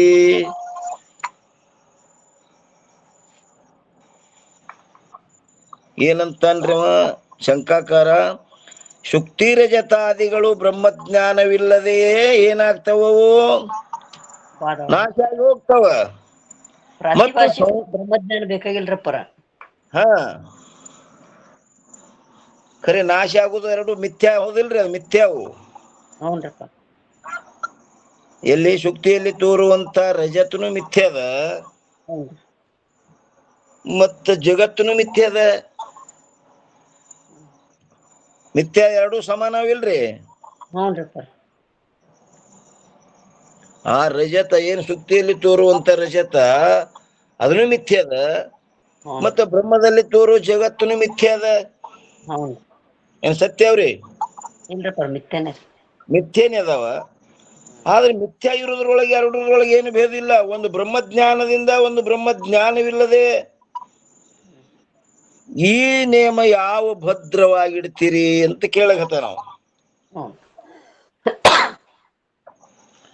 ಶುಕ್ತಿ ರಜತಾದಿಗಳು ಬ್ರಹ್ಮಜ್ಞಾನವಿಲ್ಲದೆ ಬಾಧವಾಗುತ್ತವೆ ಮತ್ತು ಸಂಸಾರ ದುಃಖವು ಬ್ರಹ್ಮಜ್ಞಾನಾನಂತರ ಬಾಧವಾಗುತ್ತದೆ ಎಂಬ ಈ ಭೇದವನ್ನು ಯಾವ ಕಾರಣದಿಂದ ಭದ್ರವಾಗಿಡುತ್ತಿರುವಿರಿ? ಅಂದ್ರ ದೃಷ್ಟಾಂತಕ್ಕೂ ದ್ರಾಷ್ಟಾಂತಕ್ಕೂ ಸಂಬಂಧ ಇಲ್ಲದಂಗ ಹೇಳಕತ್ತಿರ್ಲ ಅಂತ ನಾವು. ಮತ್ತೆ ಒಂದು ಬ್ರಹ್ಮಜ್ಞಾನದಿಂದ ಆಗ್ತದ, ಒಮ್ಮೆ ಬ್ರಹ್ಮಜ್ಞಾನದಿಂದ ಆಗ್ತದ ತಿರಿ. ಶುಕ್ತಿಯಲ್ಲಿ ತೋರುವ ರಜತ ಅದನ್ನು ಮಿಥ್ಯದ, ಬ್ರಹ್ಮದಲ್ಲಿ ತೋರುವ ಜಗತ್ತು ಅದು ಮಿಥ್ಯದ. ಒಂದು ಬ್ರಹ್ಮಜ್ಞಾನದಿಲ್ದೆ ಆಗ್ತದ, ಒಂದು ಬ್ರಹ್ಮಜ್ಞಾನ ಆದ ಬಳಕ ಆಗ್ತದಂತೀರಿ. ಈ ಭೇದ ಯಾಕೆ ಇಡ್ತೀರಿ? ಎರಡಕ್ಕ ಬ್ರಹ್ಮಜ್ಞಾನ ಹೇಳ್ರಿ, ಬೇಡ ಎರಡಕ್ಕ ಬ್ರಹ್ಮಜ್ಞಾನ ಇಲ್ದೆ ಬಾಧ ಆಗ್ತಾವನ್ರಿ. ಮಿಥ್ಯಾ ಅನ್ನೋದ್ರೊಳಗೆ ಎರಡಕ್ಕ ಸಮಾನ ಅದಾವಿಲ್ಲೋ? ಬಚ್ಚಿಡಾಕ್ ಹೋಗ್ತೀವಿ, ಬಚ್ಚಿಡಾಕ್ ಹೋಗ್ತೀವಿ. ಸ್ವಲ್ಪ ಕುಲ ಹೇಳ್ರಲ್ಲ. ಕುಲ ಹೇಳ್ರಿ. ಒಂದಕ್ಕೆ ಬ್ರಹ್ಮಜ್ಞಾನ ಹೇಳ್ತೀರಿ, ಒಂದಕ್ಕೆ ಬ್ರಹ್ಮಜ್ಞಾನ ಇಲ್ದೆ ಹೇಳ್ತೀರಿ. ಈ ಭೇದ ಏನಂತಂದ್ರಿ ಅವ? ಈ ಭೇದವನ್ನು ಯಾವ ಕಾರಣದಿಂದ ಭದ್ರವಾಗಿಡುತ್ತಿರುವಿರಿ ಹಿಂಗ್ ಕೇಳಗತ್ತನ್ರಿ. ಅದಕ್ಕೆ 149 ಚೌಪಾಯನ್ ಹೇಳ್ತಾರ ನೋಡ್ರಿ. ಬ್ರಹ್ಮ ಭಿನ್ನ ಮಿಥ್ಯಾ ಸಭ ವಾಕ್ಯೋ ತಿನಕೋ ಏನ್ರಿ ಭೇದ ಹೇತು ಕಿಹಿ ರಾಕ್ಯೋ ಉಪಯೋ ಯಹ ಮೋಕ್ಷೋ ಸಂದೇಹ प्रभु ताको अब कीजे ದೇಹ. ಅದ್ರ ಅರ್ಥ ಏನ್ ಹೇಳ್ತಾರ ನೋಡ್ರಿ, 149ನೇ ಚೌಪಾಯಿದು. ಬ್ರಹ್ಮಕ್ಕಿಂತಲೂ ಬೇರೆಯಾದ ಸಕಲ ಪದಾರ್ಥಗಳು ಹೆಂಗವಪ್ಪ ಅಂತ ಕೇಳಿದ್ರೆ ಮಿಥ್ಯವಾಗಿರುತ್ತವೆ ಎಂದು ಹೇಳಿದಿರಿ. ಬ್ರಹ್ಮಕ್ಕಿಂತ ಏನ್ರಿ ಬೇರೆಯಾದ ಸಕಲ ಪದಾರ್ಥಗಳು ನೀವು ಏನ್ ಹೇಳಿರಿ, ಮಿಥ್ಯವಾಗಿರುತ್ತವೆಂದು ಹೇಳಿದಿರಿ. ಅವುಗಳಲ್ಲಿ ಯಾವುವು? ಅವು ಶುಕ್ತಿ ರಜತಾದಿ ಹಾಗೂ ಮರುಭೂಮಿಯಲ್ಲಿ ಯಾವ ನೋಡ್ರಿ ಯಾವ ಹೇತು ಅಂದ್ರೆ ಕಾರಣದಿಂದ ಭೇದವನ್ನು, ಅಂದರೆ ಬ್ರಹ್ಮಜ್ಞಾನವಿಲ್ಲದೆ ಶುಕ್ತಿ ರಜತಾದಿಗಳು ನಾಶವಾಗುವುದು. ಆದರೆ ಸಂಸಾರ ದುಃಖವು ಬ್ರಹ್ಮಜ್ಞಾನಾನಂತರ ನಾಶವಾಗುವುದು ಎಂಬ ಭೇದವನ್ನು ಇಟ್ಟಿರುವಿರಿ. ಈ ಸಂದೇಹ, ಈ ಸಂಶಯವನ್ನು ನನಗೆ ಏನ್ ಮಾಡ್ರಿ, ಉತ್ಪತ್ತಿಯಾಗಿರುವುದು. ಸರ್ವ ಸಮರ್ಥನಾದ ಹೇ ಸದ್ಗುರುದೇವ. ನೋಡ್ರಿ ಇಲ್ಲಿ ಕೊಟ್ಟು ನೋಡ್ರಿ, ಸದ್ಗುರುದೇವ. ಗುರುವಿಗೆ ದೇವ ಅಂದ್ರೆ ಇಲ್ರಿ, ಹೇ ಸದ್ಗುರುದೇವ, ಅದನ್ನು ಆ ಸಂಶಯವನ್ನು ನಾಶ ಮಾಡಿರಿ. ಆ ಸಂಶಯ ಏನದ, ಆ ಸಂಶಯ ನಂದು ನಾಶ ಮಾಡ್ರಿ. ಅದಕ್ಕೆ ಟೀಕಾ ನೋಡ್ರಿ ನಂತರ, ಹೇ ಪ್ರಭು, ಬ್ರಹ್ಮಕ್ಕಿಂತಲೂ ಭಿನ್ನವಾಗಿರುವಂಥ ಸರ್ವವೆಲ್ಲವನ್ನು ತಾವು ಮಿಥ್ಯವೆಂದು ಹೇಳಿದಿರಿ. ಬ್ರಹ್ಮ ಒಂದೇ ಸತ್ಯ, ಬ್ರಹ್ಮನ್ಕಿಂತ ಭಿನ್ನವಾದದ್ದೆಲ್ಲ ಮಿಥ್ಯ ಅಂತ ಹೇಳಿರಿ. ಏ ಪ್ರಭು, ಬ್ರಹ್ಮಕ್ಕಿಂತಲೂ ಭಿನ್ನವಾಗಿರುವಂತ ಸರ್ವವೆಲ್ಲವನ್ನು ತಾವು ಮಿಥ್ಯವೆಂದು ಹೇಳಿದಿರಿ. ಆದರೆ ಆ ಮಿಥ್ಯಾ ಪದಾರ್ಥಗಳಲ್ಲಿ ಒಂದದ್ದು ಶುಕ್ತಿ ರಜತ, ರಜ್ಜು ಸರ್ಪ, ಮರುಭೂಮಿಯಲ್ಲಿಯ ಮೃಗಜಲ ಮೊದಲಾದವುಗಳು, ಇನ್ನೂ ಎಷ್ಟೋ ಬ್ರಹ್ಮಾಸ್ತಕ ವಸ್ತು ಅದಾವೆಲ್ಲ ಬ್ರಹ್ಮಜ್ಞಾನವಿಲ್ಲದೆಯೇ ಬಾಧವಾಗುತ್ತವೆ. ಆದರೆ ಎರಡನೇ ಕಡ ಸಂಸಾರ ದುಃಖವು ಬ್ರಹ್ಮಜ್ಞಾನಾನಂತರ ಬಾಧವಾಗುತ್ತದೆ. ಈ ಭೇದವನ್ನು ಯಾವ ಕಾರಣದಿಂದ ಇಡುತ್ತಿರುವಿರಿ? ಹಿಂಗ್ಯಾಕೆ ಹೇಳಗತ್ತೀರಿ? ಒಂದು ಬ್ರಹ್ಮಜ್ಞಾನದಿಂದ ಆಗ್ತದಂತೀರಿ, ಒಮ್ಮೆ ಬ್ರಹ್ಮಜ್ಞಾನ ಇಲ್ಲದೆ ಆಗ್ತದಂತೀರಿ. ಈ ಭೇದ ಯಾಕೆ ಹೇಳಗತ್ತೀರಿ ಅಂತ ಕೇಳಗತ್ತಾನ್ರಿ. ಇನ್ನು 238ರಲ್ಲಿ ಉತ್ತರ, ಯಾವುದರ ಅಜ್ಞಾನದಿಂದ ಯಾವುದು ಉತ್ಪತ್ತಿಯಾಗಿರುವುದು ಅದು ಅದರ ಜ್ಞಾನದಿಂದ ಬಾಧವಾಗುತ್ತದೆ. ನೇಮ ಹಾಕಿದ್ರು ಅವರು. ನೀ ಕಾರಣ ಕೇಳಿ ಅಲ್ಲ, ಅದಕ್ಕೆ ಕಾರಣ ಕೊಟ್ರು ಅವರು. ಏನು? ಯಾವುದರ ಅಜ್ಞಾನದಿಂದ ಯಾವುದು ಉತ್ಪತ್ತಿಯಾಗಿರುವುದು ಅದು ಅದರ ಜ್ಞಾನದಿಂದ ಬಾಧವಾಗುತ್ತದೆ.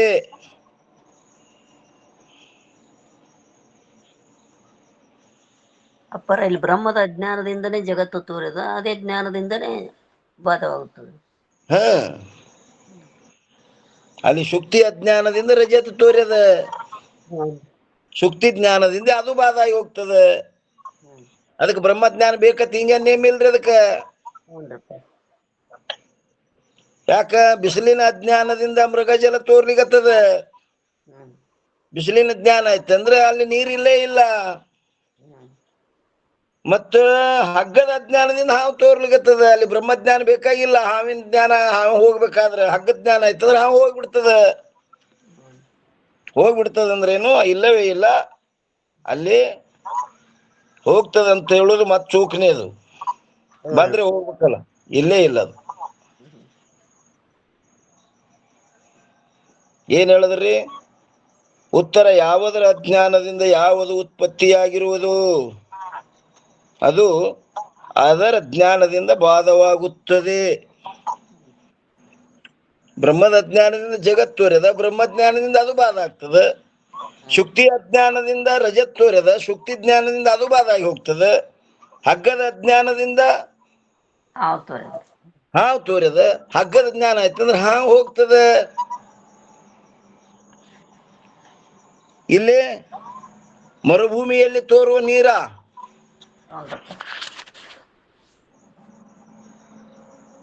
ಬಿಸಿಲಿನ ಜ್ಞಾನ ಆಯ್ತಂದ್ರ ಹೋಗ್ಬಿಡ್ತದೇನ್ರಿ ಅದು? ಇಲ್ರಪ್ಪರ ಇದು ಸೋಪಾಧಿಕ ಅಧ್ಯಾಸ ಅಲ್ರಿ. ಸೋಪಾದಿಕದರಿ ಅದು. ಇವೆರಡು ರೀ, ಸುಕ್ತಿಯಲ್ಲಿ ತೋರು ರಜತ, ಹಗ್ಗದಲ್ಲಿ ತೋರು ಹಾವ ನಿರುಪಾಧಿಕ. ನಿರುಪಾಧಿಕ. ಒಮ್ಮ ಹಗ್ಗದ ಜ್ಞಾನ ಆಯ್ತಂದ್ರ ಹೊಳ್ಳಿ ಹಾವು ತೋರಂದ್ರ ತೋರಂಗಿಲ್ಲ ಅದು. ಹ್ಞೂನ್ರಿ. ಇದು ಹಂಗಿಲ್ರಿ, ಅದು ಮೃಗಜಲ. ಮತ್ತ ಅಲ್ಲಂತ ಗೊತ್ತಾದ್ರು ಬಿಸ್ಲಾಗ ಹೋದ್ರ ಮತ್ ತೋರುದಿರಪ್ಪ ಅದು. ತೋರುದೇ ಅದು. ಯಾಕ್ರಿ ಅದು? ಅದು ಬಿಸಿಲಾಗ ಹಂಗ ಮೃಗಜಲ ತೋರ್ತದಲ್ರಿ ಪರ ಅದು. ಇಲ್ಲ ಇಲ್ಲ. ಇಲ್ಲಿ ಸೋಪಾಧಿಕ ಆಗ ಹೇಳಿದ್ರಲ್ಲ, ಹ್ಞೂನ್ರಿ. ಆ ಉಪಾಧಿ ಇರುತ್ತನ ತೋರುದೇ ಇರೋದು. ಈಗ ಮತ್ತ ಜ್ಞಾನ ಆದ್ಮೇಲೆ ಜಗತ್ ತೋರ್ಬಾರ್ದತ್ ನೇಮ್ ಇಲ್ಲಲ್ರಿ ಪರ. ತೋರ್ಲಿಲ್ಲ. ಯಾನ್ ತೋರಿದ್ರೆ ಏನ್ ಬಾಧ ಅದ್ರಿ? ಹ್ಞೂನ್ರಿ. ತೋರಲ್ದಕ್ಕದು. ತೋರಿದ್ರ ಏನು ಬಾಧ ಇಲ್ಲ. ಹ್ಯಾಂಗ ಅಲ್ಲಿ ಬಿಸಿಲಾದ ನೀರ್ ಇಲ್ಲ ಅಂತ ತೋರಿದ್ರು ಸಹಿತ ಎಲ್ಲಾರಿ ಯಾರೇ ಕೊಡ ತುಂಬ್ಕೊಂಡ್ ಬಂದಾರೇನ್ರಿ ಆ ನೀರ? ಮಿಥ್ಯವಾಗಿ ತೋರ್ತದ. ಯಾಕೆ ತೋರುವಲ್ದು? ಜ್ಞಾನಿಗೆ ನಿಮಗ್ ತೋರ್ತದಂತ ನೀವ ನಾಶ ಮಾಡ್ಬಿಡ್ಲ, ಮತ್ತೊಬ್ರಿಗೆ ತೋರ್ಲಾರ್ದಂಗ ಮಾಡ್ಲ. ಮತ್ತವ್ರಿಗೆ ತೋರ್ಲಾರ್ದಂಗ ಮಾಡ್ರಿ. ಈಗ ನಿಮಗ್ ತೋರೆತಲೆ ನೀವು ನಾಶ ಮಾಡ್ಬಿಡ್ರಿ. ಈಗ ಮತ್ತೊಬ್ರಿಗೆ ತೋರ್ಲಾರ್ದಂಗ ಮಾಡ್ಬಿಡ್ರಿ. ಅಪ್ಪರಲ್ಲಿ ಅದಕ್ಕ ಹೇಳ್ಯಾರ ನೋಡ್ರಪ್ಪರ, ಜ್ಞಾನ ಸಿದ್ಧಿ ಎಂದ ಉಣ್ಣಾದ ಕರ್ಮದಿಂದ ಆನಂದ ದೇಹವಿದ್ದರೆ ಅದರಿಂದಲೇ ಏನೊಂದು ಬಾಧೆ ತನಗಿಲ್ಲ. ಇಲ್ಲ, ತೋರ್ತದ. ಮೊದಲಿನಂತೆ ತೋರ್ದಂಗ ತೋರ್ತದ. ಆದ್ರೆ ಮೊದಲಲ್ಲಿ ಸತ್ಯತ್ವ ಬುದ್ಧಿ ಇತ್ತು, ಈಗ ಮಿಥ್ಯತ್ವ ಬುದ್ಧಿ ಆಗ್ಯದ. ಅವಾಗ ಸತ್ಯದಿಂದ ತೋರ್ತಿತ್ತು ಜ್ಞಾನಕ್ಕಿಂತ ಮೊದಲ, ಈಗ ಮಿಥ್ಯೆಯಾಗಿ ತೋರ್ತದ. ತೋರಿದ್ರು ಸಹಿತ ಅಧಿಷ್ಠಾನಕ್ಕೆ ಏನು ಹಾನಿ ಇಲ್ಲ, ಸ್ವರೂಪಕ್ಕೆ ಬೇಕಾದ ತೋರ್ಲು.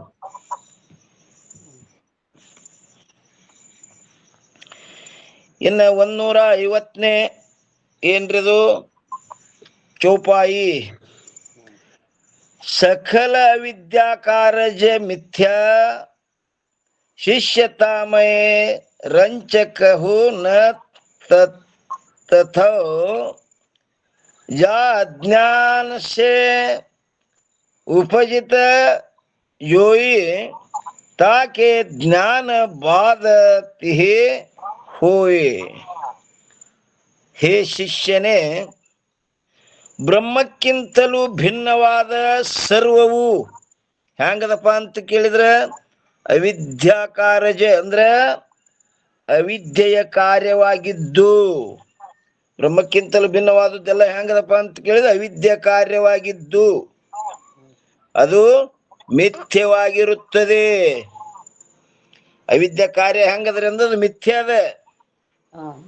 ಮಿಥ್ಯ ಅಂದ್ರಮ್ಮ ಮಿಥ್ಯೆ ಇದು ಭಾಸಮಾನತ್ವೇ ಸತಿ ಇತಿ ಮಿಥ್ಯ.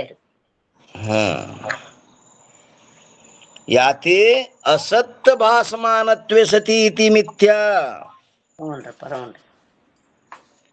ಸತ್ವಿತ್ತತ್ವಂ ಮಿಥ್ಯತ್ವಂ, ಸ್ವಸತ್ತಾ ಶೂನ್ಯತ್ವಂ ಮಿಥ್ಯತ್ವಂ. ಇವೆಲ್ಲ ಮಿಥ್ಯದ ಲಕ್ಷಣಗಳು ನೋಡ್ರಿ. ಪ್ರತೀತತ್ವೇ ಸತಿ ಅಪ್ರಾಪ್ತಿತ್ವಂ ಮಿಥ್ಯತ್ವಂ. ಪ್ರತೀತ ಆಗ್ತದ, ಪ್ರಾಪ್ತಿ ಮಾಡ್ಕೋತೀನಿ ಅಂದ್ರೆ ಸಿಗುದಿಲ್ಲದು ಏನ್ರಿ.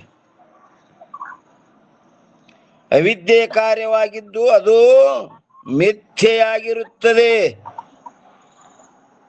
ಅದರಲ್ಲಿ ಅವಿದ್ಯಾ ಕಾರ್ಯದಲ್ಲಿ ರಂಚಕಹು ಅಂದ್ರ ಸ್ವಲ್ಪವೂ ಕೂಡ ಸತ್ಯಾಂಶವಿರುವುದಿಲ್ಲ. ಎಲ್ರಿ ಅವಿದ್ಯೆಯಲ್ಲಿ ಅದ ಹೆಂಗದ? ಅವಿದ್ಯೆ ಅಂದ್ರೆ ಅದಕ್ಕಂತಾರ್ರಿಮ್ಮ ಅವಿದ್ಯೆ ಅಂದ್ರೆ ಪರ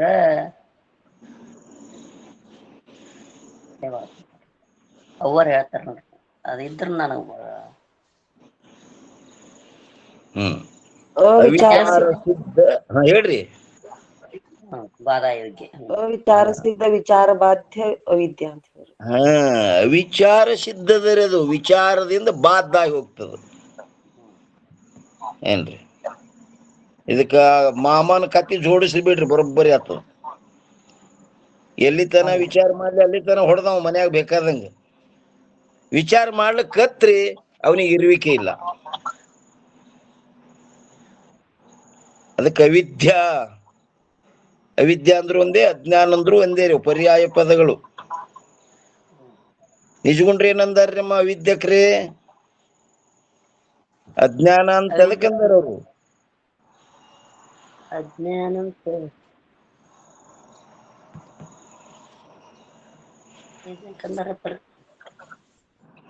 ಚಿಕ್ಕಲ್ಕಮ್ಮವ್ರು ಹೇಳ್ತಾರ ನೋಡ್ರಿ, ಹೇಳ್ರಿ ಅಮ್ಮ.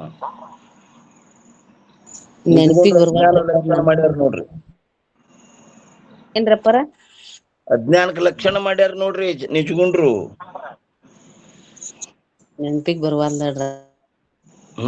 ತನ್ನ ನಿಜವನ್ನು ಪರೀಕ್ಷಿಸದೆ ಹೇಯವೆನ್ನದೆ ವಿಕೃತಿ ಉಳ್ಳ ತನುವೇ ತಾನೆಂದು ಭಿನ್ನ ವಿಷಯದ ವಿಶ್ವವಿದನ್ನು ಕಂಡು ನನ್ನಿ ಎಂಬ ಬಗೆ ಬಿಡದಿರಲಿದು ಅಜ್ಞಾನ ಅಂತ ಮಾಡ್ಯಾರ ನೋಡ್ರಿ. ಎಲ್ಲ ಲಕ್ಷಣಗಳು ಕಂಟಾಗ್ಲಿ ಅಂತ ಒಂದು ಉದ್ದೇಶದಿಂದ್ರಿ. ಈ ವಿಷಯವನ್ನ ಮತ್ತ ನಾಳಿನ ದಿವಸ ನೀವು ಎಲ್ಲರೂ ವಿಚಾರ ಮಾಡೋಣ್ರಿ. ಇಲ್ಲಿಯ ಪರ್ಯಂತರ ಸದ್ಗುರುಗಳ ಕೃಪಾಶೀರ್ವಾದದಿಂದ ನಡೆದು ಬಂದ ವಿಷಯ ಈ ವಾಗ್ರೂಪ ಸೇವೆ ಗುರುಪಾದದಲ್ಲಿ